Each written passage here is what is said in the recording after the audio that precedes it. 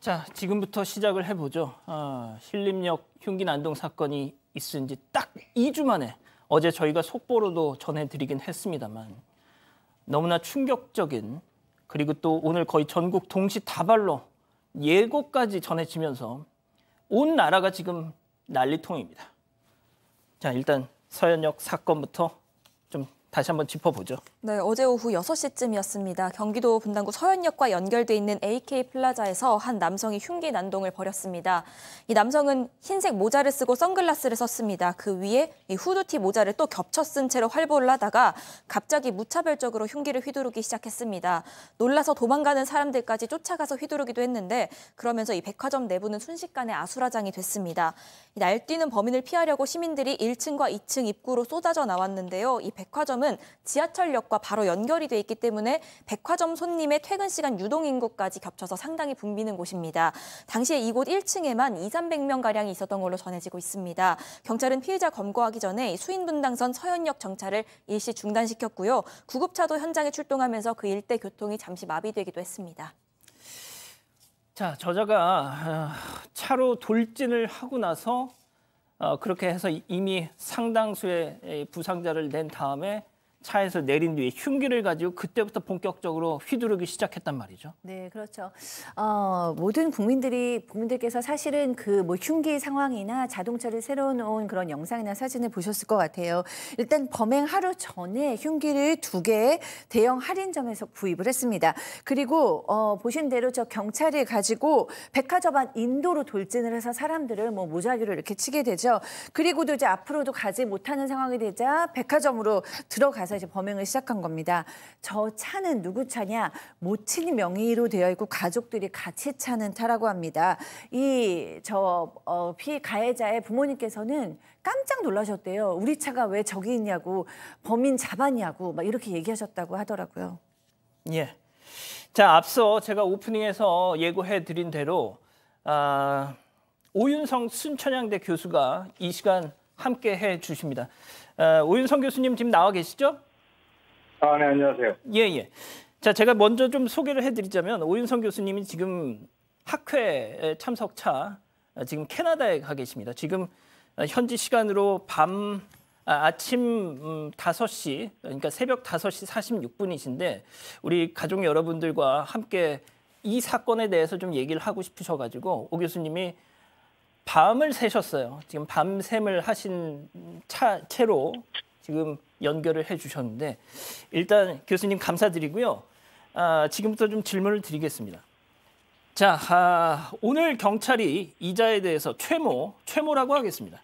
최모 이자에 대해서 분열성 성격장애라고 발표를 했습니다.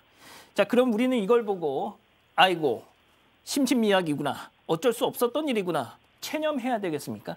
아까 소장님 말씀하신 것처럼 유동인구가 많은 지역을 노렸고 검은색 후드티와 선글라스로 자신의 신상을 가렸습니다. 특히 범행 전날에도 이 현장을 찾았다가 포기하고 돌아갔습니다. 그리고 흉기를 미리 구입까지 했습니다. 자, 교수님, 이거를 계획범죄라고 보는 게 정상일까요? 아니면 뭐 정신적으로 문제가 있었으니 어쩔 수 없는 일입니다라고 해야 될까요? 철저한 계획범죄죠. 우리가 이제 살인을 구분하는 데 있어서 대량 살인과 그리고 연속 살인으로 구분하는데, 대량 살인은 한 자리에서 여러 명을 한꺼번에 이제 살해하는 것, 폭발물을 이용한다든가 이런 게 있고요. 그리고 이제 연속 살인은 이번 같은 경우가 아주 전형적인 그 연속 살인입니다. 그래서 지금 처음에 지금 경찰 수사팀 발표를 제가 이렇게 확인해 보니까 아마 범행 전날에 그 흉기를 구입을 해서 그날 범행을 하려고 서현역을 갔다가 그래.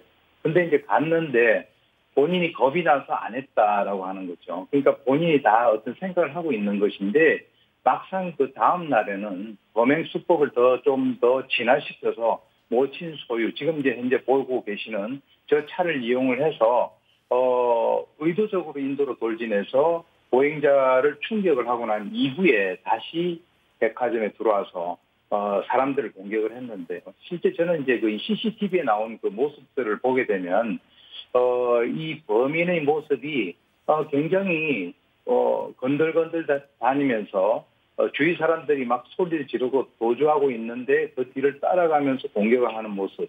마치 그 사냥을 하듯이 사탕을 했단 말이죠. 그래서 지금 이 사람이 경찰 체포에 의해서 바로 검거가 됐는데 아주 짧은 시간에 이제 검거가 됐습니다. 그런데 만약에 경찰이 거기 출동을 하지 않았으면 현재 발생된 이 피해자의 숫자보다도 훨씬 더 많은 피해자가 발생됐을 가능성이 크다라고 하는 그런 측면에서는 이 철저한 계획 범죄라고 볼 수 있습니다. 그렇군요. 자, 교수님 계속 좀 함께 해주시고요. 자, 팀장님. 이자는 그래서 어떻게 체포가 됐죠? 검거가 됐습니다. 알다시피 5시 56분경에 차로에서 5명을 상해한 다음에 흉기를 들고 백화점 안으로 들어갔는데 5시 59분쯤에 그걸 목격한 시민들이 그 경기 남부경찰청으로 112 신고를 했습니다. 사람을 칼로 찌르겠다 신고를 최초 신고입니다.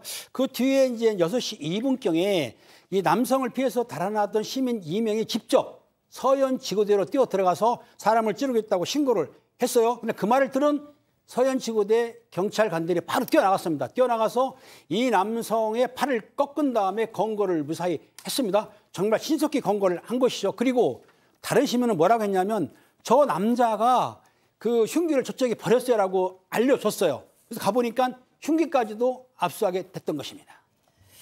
자, 그럼 여기서 첫 번째 사건 체크포인트 짚어보죠. 번화가 노렸나라고 잡아봤습니다.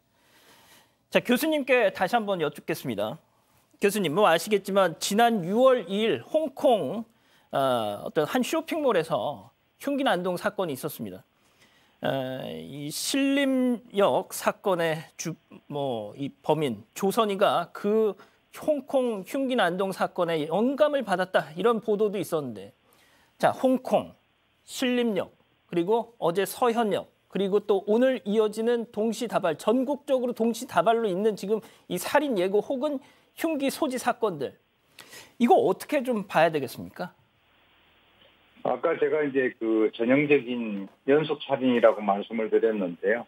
실제로 이런 사건과 연관돼 가지고는 시간과 장소 그리고 피해자를 범인이 원하는 대로 선택을 할 수 있다라고 하는 그런 특징을 갖고 있습니다.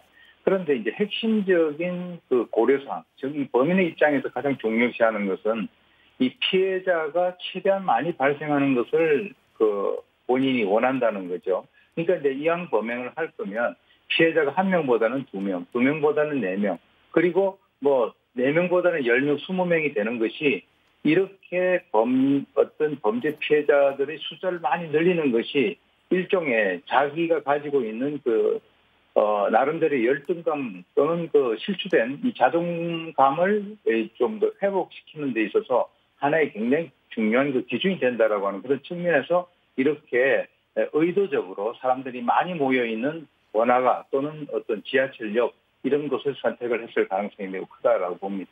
그렇군요. 자, 박 변호사님. 네. 이 흉기 난동범 아직까지 정말 천만다행으로 사망자는 나오고 있지 않습니다. 그렇죠. 두 분이 조금 어려운 상황이라고는 하시는데 꼭 회복하시길 바라면서, 자, 이 흉기 난동범. 자, 제가 항상 말씀드리는 거지만 우리는 이자에 대해서 최모라고밖에 얘기를 할 수가 없고 네. 아는 정보가 하나도 없습니다. 맞습니다. 그렇지만 이제 20대 남성이고요. 자, 이 사람 고등학교 1학년 다니다가 자퇴를 했다라고 합니다. 그 다음에 지금 뭐 소일거리 이렇게 있다가 최근에 배달업체 배달원을 지금 했다라고 하는데 검거 직후에 지금 이런 얘기를 했다고 해요.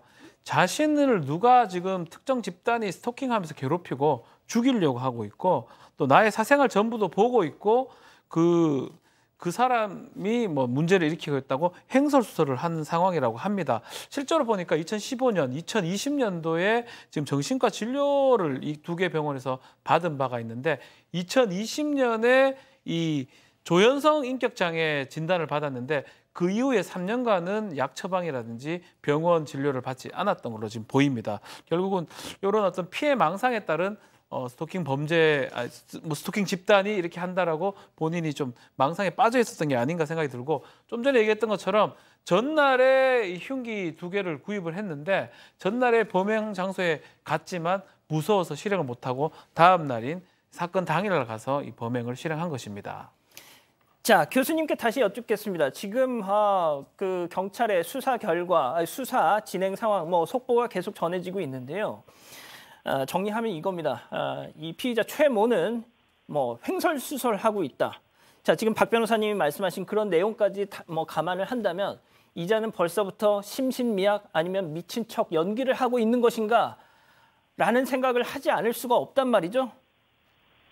네, 경찰 이제 발표를 보게 되면 물론 이제 정신과 경력이 있는 것으로 알려져 있고요. 그리고 이제 아까 말씀 나왔던 그 조현성 성격 장애, 그걸 또 다른 말로는 분열성 성격 장애라고도 얘기를 합니다. 그 진단을 받았다라고는 하지만 이 사람이 뭐라고 얘기하냐면 자기를 스토킹하는 그 집단 사람을 살해하고 이를 세상에 알려야 되겠다라고 하는 그런 피해망상에서 범행을 결심을 했다라고 하는 것인데, 다른 말로 말씀을 드리면 나 심신미약이에요 이런 얘기 아니겠어요? 예. 그런데요, 이런 주장을 갖다가 그 사람의 주장이기 때문에 이걸 액면가 그대로 우리가 받아들여서는 안 되는 이유가 있습니다. 네. 그 이유가 그 정신분열증, 즉 조현병하고요.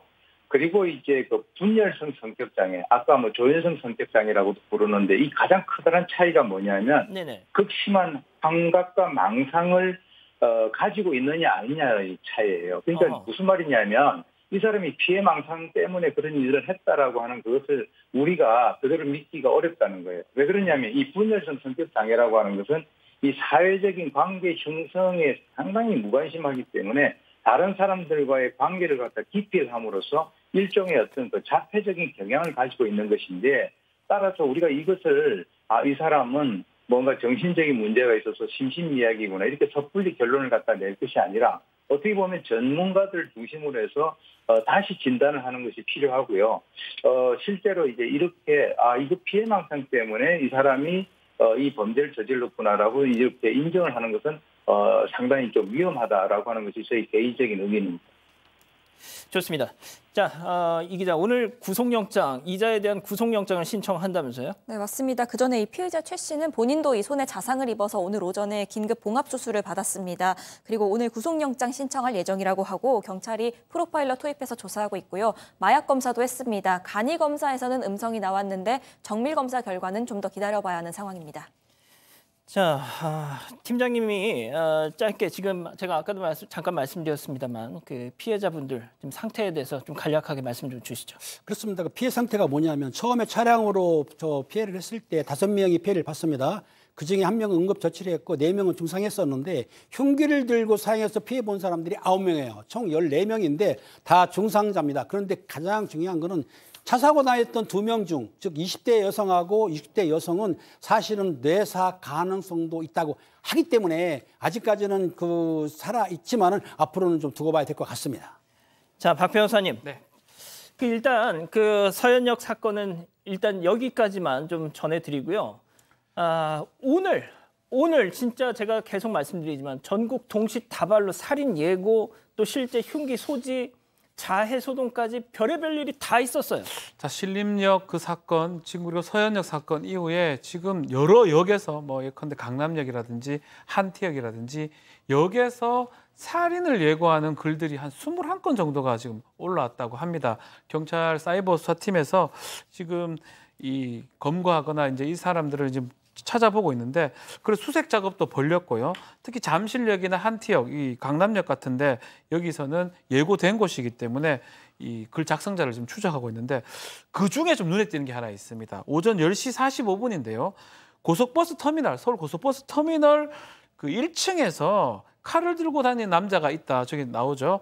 남자가 있다는 신고가 들어서 경찰이 긴급 출동을 했고요. 결국 20대 남성 지금 저렇게 체포를 하는데 정말 흉기 2개를 갖고 있었고요. 그 흉기 2개를 압수를 한 저런 모습입니다. 무슨 장난감 총도 또 소지를 하고 있었다고 하는데, 자, 교수님께 다시 좀 여쭙겠습니다.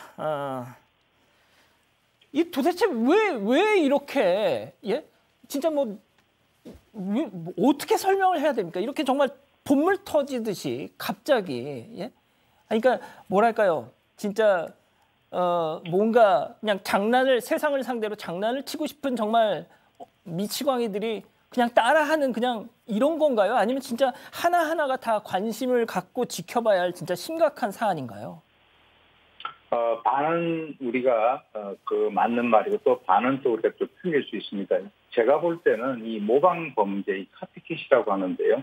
이 환상이 이 좀비처럼 수면 위로 올라오고 있는 그런 현재 진행형이다 이렇게 볼 수가 있습니다. 그 중에서는 위험한 것도 있고 또 따지고 보면은 위험하지 않는 것도 있지만 결과적으로는 다 위험한 거예요. 왜 그러냐면 이번에 이제 살인 예고들이 저기 이제 그 화면에서 보시는 바와 같이 뭐 서현역, 오리역, 잠실, 강남, 한티노년 전부 다 이거는 주로 그 강남 지역입니다. 그리고 압구정 현대백화점도 있어요. 부산에서는 서면역 그리고 의정부 전국적으로 이제 퍼져나가고 있는데 우리 사회가 이제 건강하지 못한 것이죠. 그러니까 이제 상대적인 어떤 박탈감으로 인해서 소위 남들은 상당히 행복하게 보이는데 그 행복하게 보이는 것 자체를 보고 자기는 견딜 수 없는 그 뒤틀린 그런 어떤 심성이 발현됐다라고 하는데요.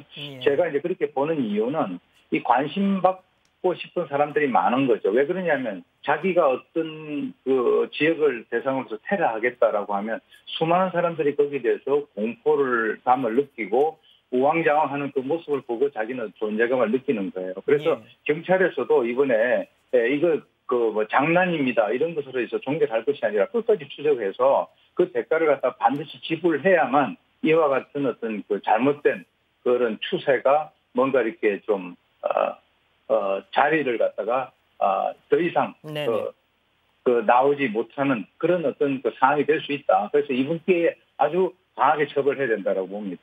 윤희군 경찰청장도 흉기 난동 범죄에 총기와 테이저건을 사용하도록 하고 특별 치안 활동을 선포하겠다 했고요.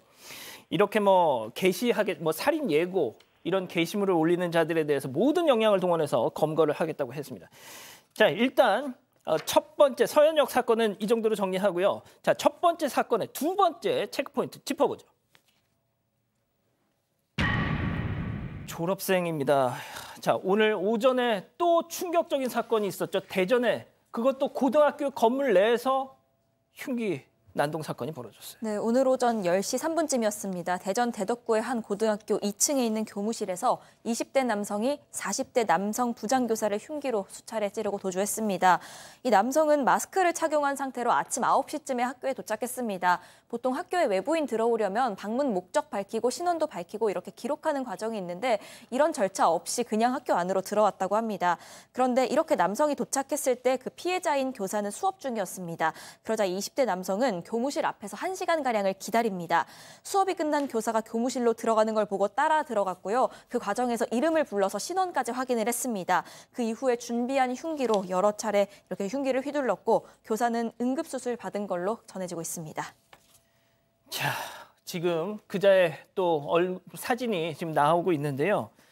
자, 팀장님 일단 그래도 빠른 시간 내에 잡혔습니다. 그렇습니다. 9시에 교회 내 출입을 해가지고 10시 반경에 범행을 했습니다. 그리고 이제 택시 타고 도주를 했습니다. 도주를 했는데 12시 20분경에 중구 태평역 노상에서 피의자를 검거를 했어요. 경찰이 빠르게 검거를 했는데 당시에 피의자가 사실은 학교에 올 때도 택시 타고 왔었고 도주할 때도 택시 타고 왔기 때문에 추정은 가능했던 걸로 보입니다. 아무튼 그 당시에 범행을 하고 한 2시간 10일 만에 경찰에서 빨리 움직였기 때문에 무사히 또 확실하게 검거를 했던 것입니다. 자, 이자는 근데요. 중요한 거는 검거할 당시에 이 남성이 뭐라 하겠냐면 나는 사이코패스라고 본인을 얘기했다는 거예요. 이해가 안 가는 얘기를 한 거죠. 자, 교수님께 마지막으로 좀 질문 여쭙겠습니다. 아직 구체적인 범행 동기는 나오지 않았지만 나는 사이코패스라고도 얘기를 하고 뭐가 됐든 교사와 이 피해자인 교사와 사제지간이었다라고 얘기를 했다는 거죠. 자, 그리고 범행 장소를 학교로 정했습니다. 이건 또 어떻게 봐야 될까요? 이건 앞에 있는 그 사건들하고의 좀 차이점은 앞에 있는 사건은 그 가해자 피해자가 선행관계가 없는 반면에 이번에는 가해자하고 피해자가 선행관계가 있는 것으로 추정이 됩니다. 왜 그러냐면 졸업생이라고 해서 찾아와서 1시간 동안 기다리다가 그 피해자인 교사가 화장실을 갈 때 따라가서 범행을 했거든요. 그런데 지금 경찰 발표는 이 학교를 졸업한 것이 아니라 이 범인은 다른 학교를 졸업을 했다라고 하는 것으로 봐서는 추정컨대 아마 이 피해자인 교사가 학교를 옮겼을 그럴 가능성이 있습니다. 그런데 피해를 당하는 그 과정에서 이 교사가 잘못했다라고 하는 말을 갖다가 했다는 그런 진술이 있었었는데요.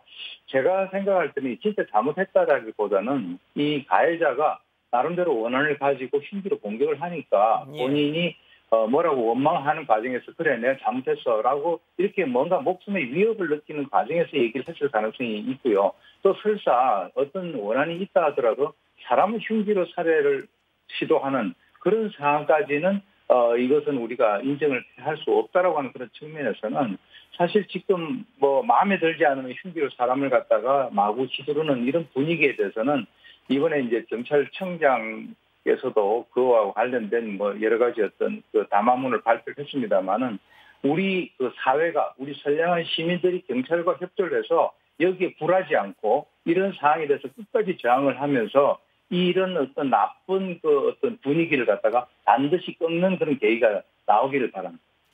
알겠습니다. 일단 오윤성 교수님 지금 캐나다 현지에서 밤을 샌 채로 지금 연결을 해주셨는데 오늘 말씀 정말 감사하고요. 먼저 보내드리겠습니다. 자, 잠시 후 뉴스룸에서는요.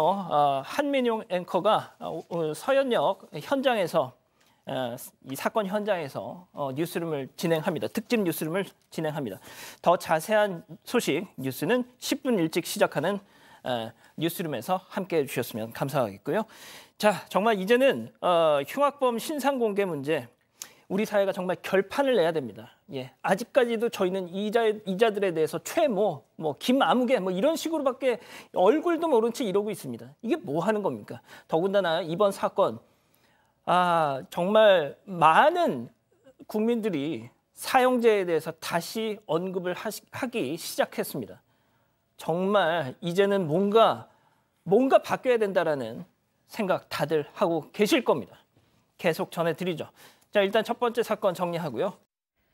사건의 진실을 추적하고 싶다는 사반 가족분의 사연인데요. 궁금하시다면 사건반장 유튜브 채널을 구독해주세요.